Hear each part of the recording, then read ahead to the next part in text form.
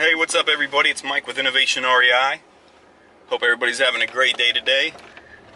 Wanted to talk about something I get asked a lot, especially with beginning investors.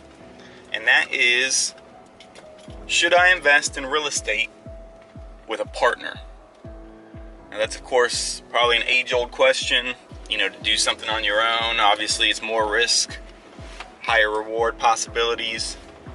But for whatever reason, humans have that I don't know what it is, but something makes them feel more comfortable going in with somebody. That's why when you see people do gym memberships, it's like a lot of times it's a person and their friend going in. Whoa, we're gonna do this.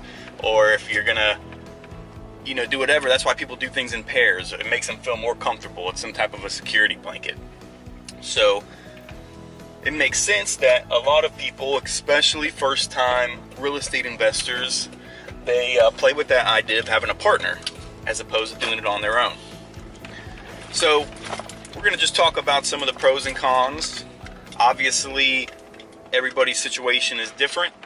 Having a partner on a particular project can be a blessing, can be a huge benefit. It can also be a huge nightmare.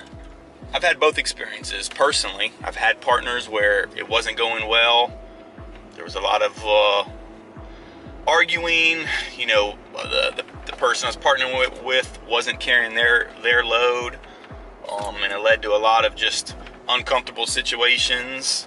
And then I've been on the other side where I've had partnerships where things ran beautifully. So to talk about whether or not you think you should consider a partner, let's kind of just weigh your options and weigh the pros and cons. So probably the biggest pro is you're getting to share the risk with somebody, which means your risk is lower.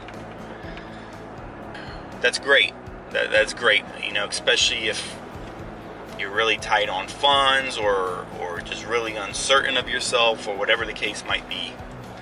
The one thing I would caution is make sure if you're picking a partner, make sure that you guys complement each other. In other words, if you're a big money person, like you have a lot of money, you have access to funds that can be used to invest, but you don't know anything about home improvement, then, instead of getting another investor type person to partner with where you guys split the cost, get somebody who's going to maybe go in and carry, be able to do the repairs for you or manage it or carry a lot of those labor expenses or whatever the case might be. Getting another cash person's fine. Yes, you do reduce your risk. You're only in it for half the money if you have another partner bringing half the money. But if you have the money, then, it might be best to use it and reap all the benefits from it.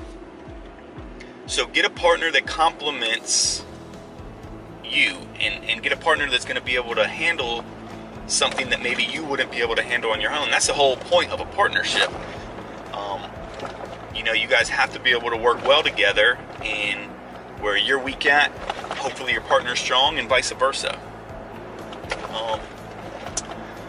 Really, that's probably the biggest pro of a partnership, is just alleviating some of the risk, alleviating half of the risk, or whatever the case might be, depending on how many people you're partnering with. As far as the cons, there's a number of cons. One, obviously, when you're splitting the risk, you split the reward, which again is fine. You can still make good money partnering with people, but you better make sure that the person that is in it 50-50 with you is bringing everything they can to the table. If you are, trust me, you don't want to give away half of your hard-earned profits to somebody and then think, man, they really didn't do anything. They really didn't carry the load I was expecting them to, because it's just flushing money down the drain, basically. Let's see, another con might be just the fact that you guys may not get along. Flipping homes is not an easy job, okay? Don't let anybody tell you it is. There's a lot of stress that's in it. There's a lot of decisions to be made. There's a lot of things that you can't plan for or necessarily expect. Those type of things make partnerships difficult. Okay, if everything was streamlined and easy, it's easy. You just put two people put some money in together, they get it set up and it goes. But when you're having to make decisions along the way and do all those things I just mentioned, you know, if you and your partner aren't seeing eye to eye, that can make it extremely difficult, a tedious, just draining task to always have to run every idea and thought through somebody else with hopes that you guys can find some type of level ground to agree on. And please don't underestimate how much of a headache that can be.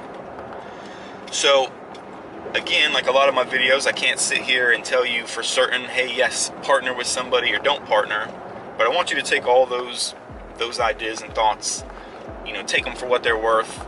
Think about them before you jump in. If you need it, and the only way you can do it is to get a partner and somehow split the responsibility, then do it by all means. Just do it! Then do it by all means. Get in, you get your feet wet, you get some experience. You don't have to make as much money. Do it, that's great. If you're capable of doing it by yourself, and it's not going to put you in some huge financial burden or whatever the case might be, then I'd recommend doing it yourself. A very wise man, my tax accountant, once told me he'd rather have 6 of something that belonged to him as opposed to splitting a dozen with somebody else.